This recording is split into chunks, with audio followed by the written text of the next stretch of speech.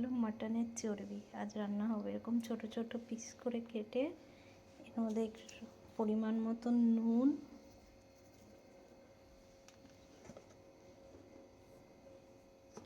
পরিমাণ মতো লঙ্কার গুঁড়ো, পরিমাণ মতো হলুদ গুঁড়ো আর একটু চালের গুঁড়ো, পরিমাণ মতো চালের গুঁড়ো দিয়ে এটাকে ভালোভাবে মেখে নেব।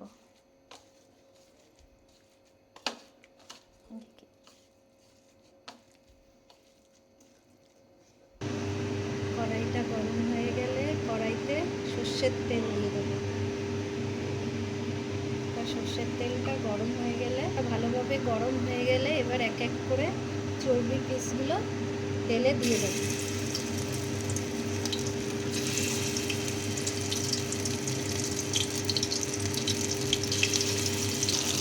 সব চর্বিগুলো দিয়ে এবার গ্যাসটা একটু লো ফ্লেম করে এগুলোকে উল্টিয়ে নেব,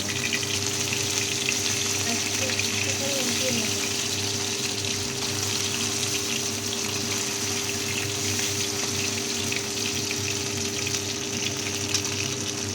চর্বির বড়াগুলো উল্টিয়ে নিলাম। এবার এই পিঠটা হয়ে গেলে নামিয়ে নেব।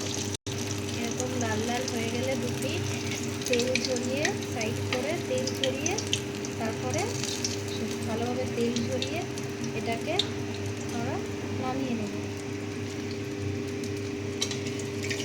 তেলটাকে ঝরাবো, নামিয়ে নেব। চর্বির বড়া।